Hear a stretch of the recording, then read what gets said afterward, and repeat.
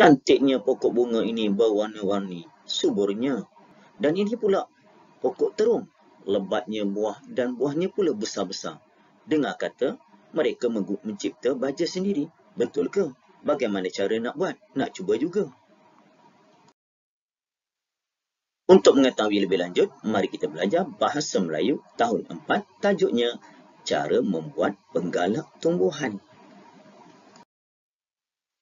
Objektif yang ingin dicapai pada hari ini, cikgu mengharapkan anak murid dapat membaca teks dengan sebutan dan intonasi yang sesuai. Kemudian, terangkan proses penghasilan penggalak tumbuhan berdasarkan kemahirannya, iaitu kemahiran membaca. Mari kita baca buku teks Bahasa Melayu tahun 4, tajuknya Cara Membuat Penggalak Tumbuhan. Cikgu Syah mengedarkan artikel tentang cara membuat penggalak tumbuhan kepada murid-muridnya. Penggalak tumbuhan berfungsi untuk menggalakkan kesuburan pokok selepas dibaja. Kita boleh membuat penggalak tumbuhan sendiri. Bahan dan peralatan yang diperlukan adalah seperti berikut. Bahannya iaitu 2 biji telur ayam, sebotol susu kalter bekas plastik dan botol penyembur. Proses membuatnya yang pertama, mula-mula pecahkan telur ke dalam bekas plastik.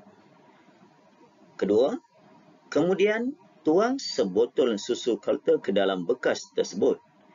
Ketiga, goncang sehingga sebati. Simpan dalam suhu bilik selama 3 hari. Keempat, penutup bekas plastik perlu dilonggarkan agar gas-gas yang terhasil dapat keluar. Kelima, selepas 3 hari, periksa keadaan larutan. Ambil 2 hingga 3 sudu larutan tersebut dan tambahkannya dengan 1 liter air ke dalam botol penyembur. Keenam, semburkan larutan pada daun pokok buah-buahan atau sayur-sayuran pada waktu pagi dan petang. Penggalak tumbuhan tersebut boleh digunakan antara 1 hingga 3 kali seminggu. Untuk latihan pada hari ini, anak murid dikenaki melengkapkan peta alir berikut. Cikgu harap anak murid telah pun bersedia untuk perbincangan latihan pada hari ini. Ini contoh jawapannya. Mula-mula, pecahkan telur ke dalam bekas plastik. Kemudian, tuang sebotol susu kalter ke dalam bekas tersebut. Seterusnya, goncang sehingga sebati. Simpan dalam suhu bilik selama 3 hari. Berikutnya, penutup bekas plastik perlu dilonggarkan agar gas-gas yang terhasil dapat keluar. Dan yang keempat, selepas 3 hari, periksa keadaan larutan. Ambil 2 hingga 3 sudu larutan tersebut dan tambahkannya dengan 1 liter air ke dalam botol penyembur.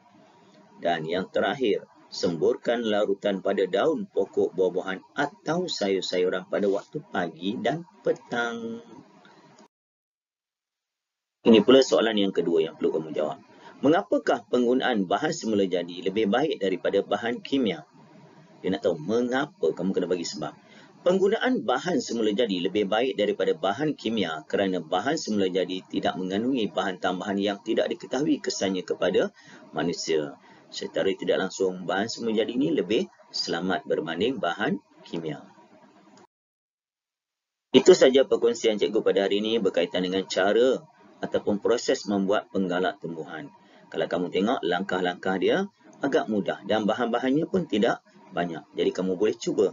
Siapa yang ada menanam sayur-sayuran di rumah, pokok-pokok bunga dan sebagainya, boleh cuba dan tengok perbandingannya. Pokok tu lebih besar, hasilnya lebih banyak dan boleh makan bersama keluarga. Ada lebihan, berkongsi juga dengan jiran-jiran. Itu saja. Sekian, jumpa lagi. Bye-bye.